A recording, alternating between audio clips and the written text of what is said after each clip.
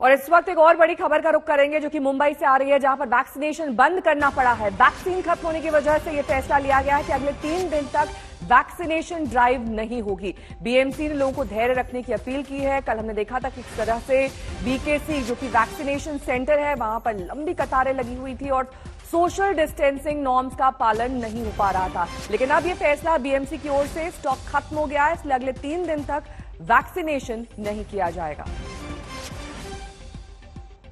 अब वैक्सीन का नया स्टॉक आने पर ही वैक्सीनेशन एक बार फिर से शुरू होगा। बीएमसी की ओर से यह अहम फैसला, स्टॉक मंगवाने की सारी कोशिशें बीएमसी कर रहा है और साथ ही अब जब भी स्टॉक की पूर्ति हो जाएगी उसके बाद ही वैक्सीन शुरू हो सकेगी।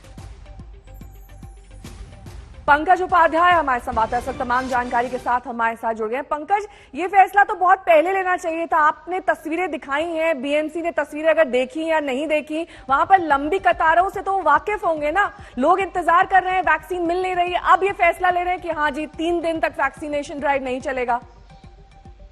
देखिए नेहा, सरकार का कहना है कि वैक्सीन प्रोक्योरमेंट उसके हाथ में तो है नहीं।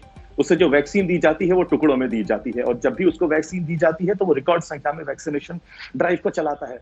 अब जबकि उसके पास पर्याप्त मात्रा में वैक्सीन है नहीं और लोगों में अक्सर अफरा तफरी का माहौल देखा जाता है, तो इसने ये फैसला किया है कि जब तक पर्याप्त संख्या में उसके पास वैक्सीन नहीं आ जाती तब तक इस वैक्सीनेशन ड्राइव को सस्पेंड करना ही उचित होगा। कल हमने दिखाया कि किस तरीके से चाहे वो बीकेसी जंबो वैक्सीनेशन सेंटर हो या फिर गोरेगांव इलाके में नेस्को वैक्सीनेशन सेंटर हो, किलोमीटर दर किलोमीटर लंबी लोगों की लाइन थी, क्योंकि लोगों में डर भी है कि उनको वैक्सीन मिलेगी या नहीं मिलेगी। इसलिए अब क्योंकि वैक्सीन नहीं है, इसलिए बीएमसी ने साफ कह दिया है कि अगले 3 दिन तक वैक्सीनेशन ड्राइव को सस्पेंड किया जाएगा। सरकार का कहना है कि वो लाचार है, आखिर वो करे भी तो क्या करे। जब उसके पास वैक्सीन होता है तो वो रिकॉर्ड संख्या में वैक्सीनेशन ड्राइव को चलाता है। अब जब उसको सेंटर वैक्सीन देगा ही नहीं तो फिर आखिर वो करे तो क्या करे। कल बीएमसी ने अपील भी करी है कि जो लोग 45 वर्ष से ऊपर है, यानी जो सेंटर का प्रोग्राम चलाया जा रहा है वैक्सीनेशन ड्राइव का, वो बिल्कुल भी आहत नहीं होगा जब 18 साल से ऊपर के लोगों को वैक्सीनेशन लगाई जाएगी, क्योंकि दोनों के सेंटर्स अलग अलग होंगे। हालांकि बीएमसी ने एक बार फिर से कहा है कि लोग धैर्य बनाए रखें। वो पूरी कोशिश कर रहा है कि वो जल्द से जल्द वैक्सीन का प्रोक्योरमेंट करे और एक बार जब वैक्सीन का प्रोक्योरमेंट हो जाता है वो वैक्सीनेशन ड्राइव फिर से शुरू करेगा। लेकिन एक बार जब वैक्सीनेशन ड्राइव शुरू होगी तो जो लोग रजिस्टर्ड हैं 45 वर्ष से ऊपर, जिन्होंने रजिस्टर किया है, सिर्फ उनको ही वैक्सीन दी जाएगी। अब वॉक-इन्स को डिस्करेज किया जाएगा। जी, लौटूंगी मैं आपके पास। शिवेंद्र श्रीवास्तव हमारे संवाददाता इस वक्त लखनऊ से हमारे साथ जुड़ गए हैं। शिवेंद्र, हमने देखा कि कैसे लखनऊ में इस वक्त हालात बेकाबू हैं। वहां पर वीआईपी वीवीआईपी को जब इलाज नहीं मिल रहा तो आम आदमी की इस वक्त क्या हालत हो सकती है, इसकी कल्पना करना कोई मुश्किल काम नहीं है।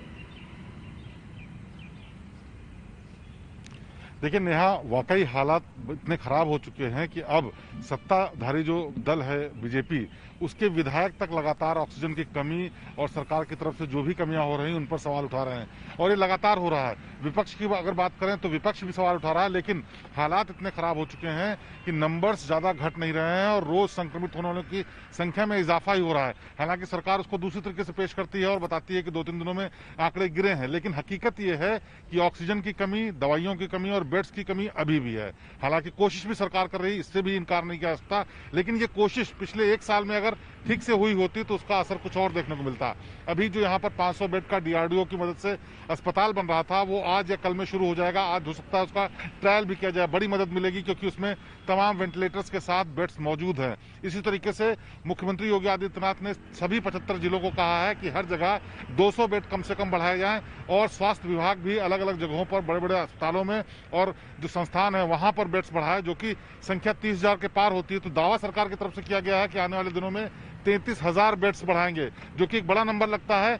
और अगर इसी वॉर फुट पर पहली फेज के बाद किया गया होता काम तो शायद 33,000 बेड अब बढ़ाने की नौबत नहीं आती, क्योंकि जो उत्तर प्रदेश में हालात हैं वो इतने भयावह हैं कि लोगों को बहुत मुश्किल हो रही है और सरकार ये बात मानने को तैयार नहीं। ये मुश्किल है और कोशिश जरूर कर रही है, लेकिन कोशिश का असर कब तक दिखेगा, ये आंकड़े कब काबू में आएंगे, इसका असर कब कम होगा, ये वक्त बताएगा। लेकिन तब तक हजारों लोगों की जानें खतरे में हैं और कई लोग रोज मर रहे हैं और ये स्थिति कब संभलेगी ये अभी कहना मुश्किल है। हालांकि जो स्टडीज हैं, रिपोर्ट्स हैं, वो बताती हैं कि मई के महीने में इसमें डाउनफॉल आएगा।